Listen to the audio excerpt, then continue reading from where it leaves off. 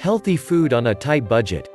One of the easiest traps to fall into when money is tight is to eat unhealthy foods. Healthy foods seem to be so expensive, after all. However, there are ways to save money while eating healthier foods. Yes, you can skip the ramen noodle section of your grocery store and still feed your family well. What's the trick? Planning. Whether you work at home or outside the home, your life can often be so hectic that it just seems simpler to order pizza or cook prepackaged convenience foods.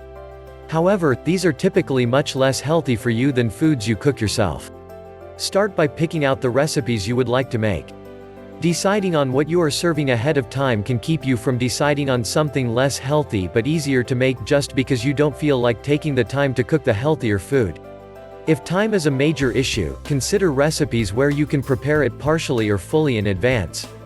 There are people who do an entire week's cooking in one day, storing the meals in the refrigerator or freezer.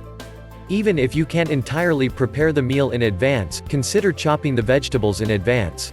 Planning your meals in advance also helps with your grocery shopping. Use your plans to create your shopping list. You may even want to plan your meals at the same time as you plan your shopping list by taking a look at what is on special at whichever grocery stores you plan to shop at. Buying items that are on special can save you quite a bit of money. You may even want to stock up. To save as much as possible, limit yourself to what is on that list. No impulse purchases. It takes self-discipline, but cutting back on impulse items can be a huge help. They may seem expensive, but fruits and vegetables that are in season are actually quite affordable, and can be an excellent alternative to sugary or salty snacks. Their frozen counterparts are also quite good for you and may be quite affordable. If you have space in the freezer, buy meats when they are at their best discount. You will want to keep track of what a good price is for each kind of meat. You will also want to be aware of when products get marked down. I know that my local Albertsons, for example, generally marks their ground beef from the butcher department to $1 per pound somewhere around 9 o'clock every evening. Guess what time I shop there when I need ground beef? Make the most of your leftovers. It's all too easy to forget them and have to clean out the fridge several days later.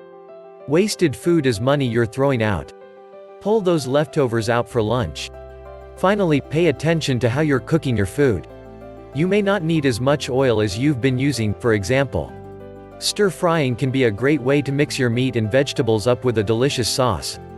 Drain the grease when you cook ground beef to make it a little healthier. Trim excess fat from other meats to make them just a little better for you. And don't forget to eat your vegetables. Try mixing them up with some spices rather than butter.